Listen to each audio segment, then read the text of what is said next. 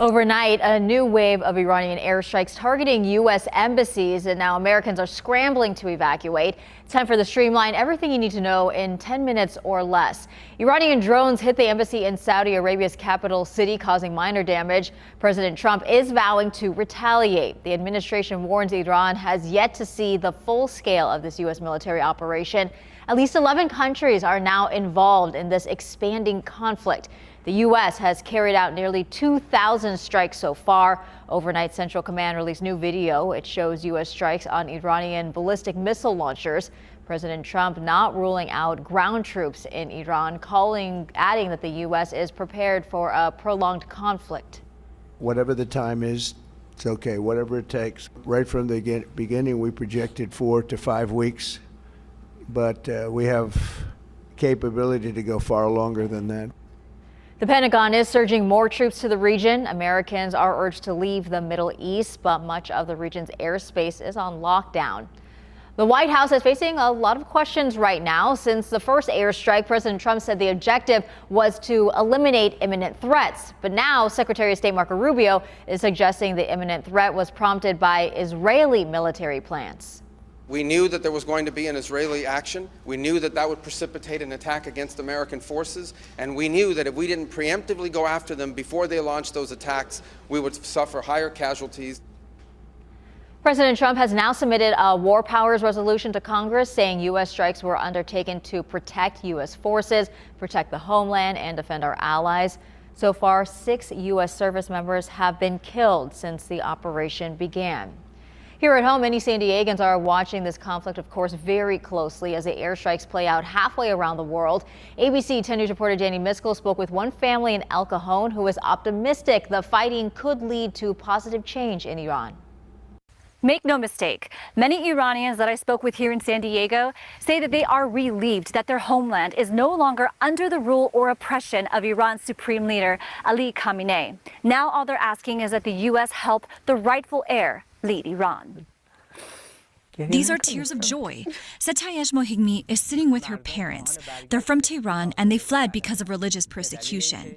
She now translates for the both of them, who want to first thank President Trump for ending Ali Khamenei's reign last Saturday. Finally heard the message. The people that were suffering over 47 years under the IRGC Islamic Republic. The news of Khamenei comes with a sense of vindication for Satayesh's father, Amir.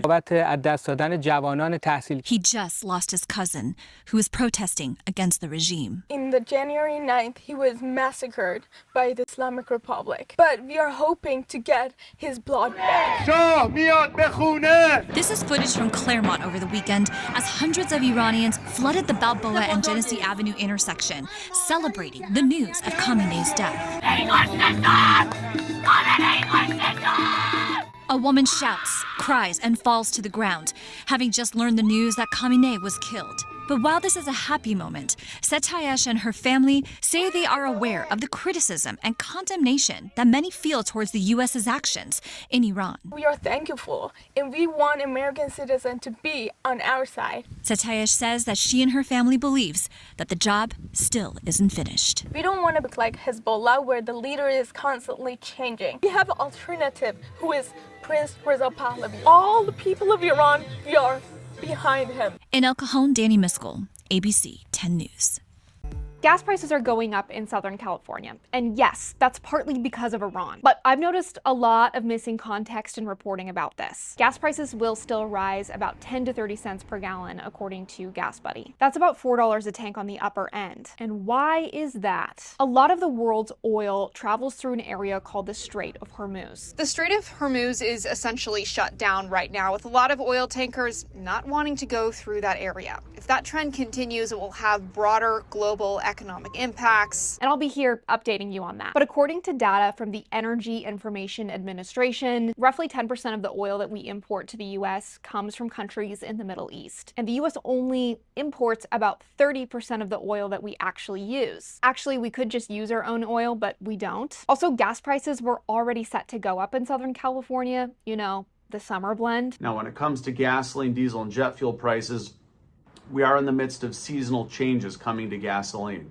That is, the transition to summer gasoline is beginning or has begun across most of the country. Summer gasoline is more costly, it's more expensive. But you know who will be feeling this impact? China. So China's reserves are going to be going down very rapidly as oil becomes scarce and coming out of the Gulf. The reality is China is going to zero on Iranian oil, and they've depended on that oil. China imports a lot of their oil, and much of that oil comes from the Middle East. So yes, your wallet will feel the attack on Iran by about a cup of coffee with no sweetener. Emily Coffey, ABC 10 News.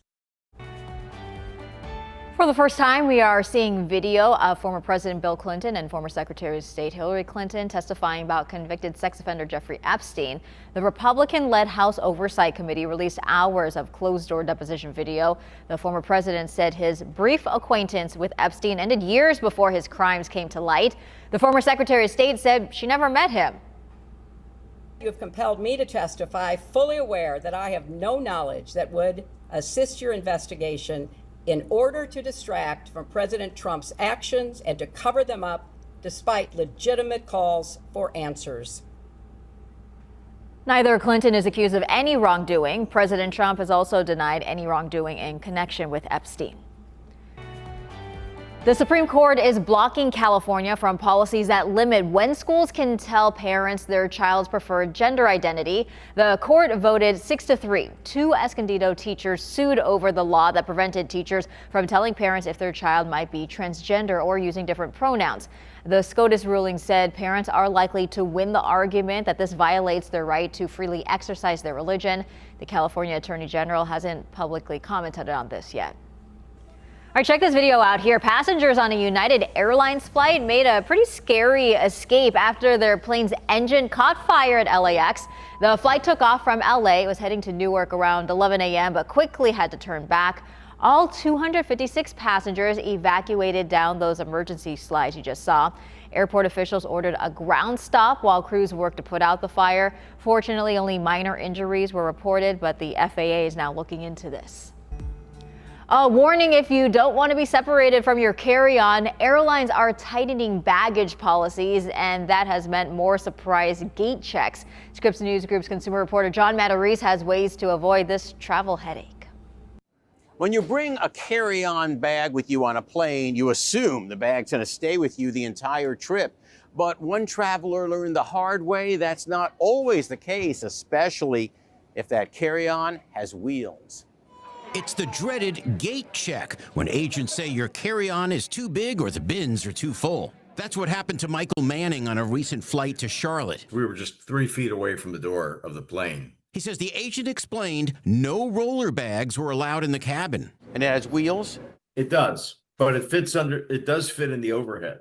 What started as an inconvenience turned life-threatening. Manning says his bag contained essential medication and claims it got mixed up with a bag headed to Florida. For the next 5 days, the bag went from Chicago to Jacksonville twice. I ended up in the emergency room, and that alone cost me $578.18. Gate agents may require you to check a roller bag even if it meets requirements, according to professor, aviation historian, and former pilot Dan Bubb, due to limited space on smaller regional jets. You just don't have much space overhead. Another reason, safety. I've been hit. I've seen other passengers be hit by people's bags. Founder of Koi Traveler, Sandra Awadele, says time is also a factor. How quickly they get people on board so the plane can leave. Both experts say keep important items with you, and for good measure buy a carry-on clearly marketed as compliant. Manning says he'll no longer use a wheeled carry-on, especially on small jets. What do you suggest to other travelers if they have things like important medication? I suggest that they go out and find a small bag like this. I mean, this fits right in your lap. That way there's no confusion and you don't waste your money. John Matarese, Scripps News Group.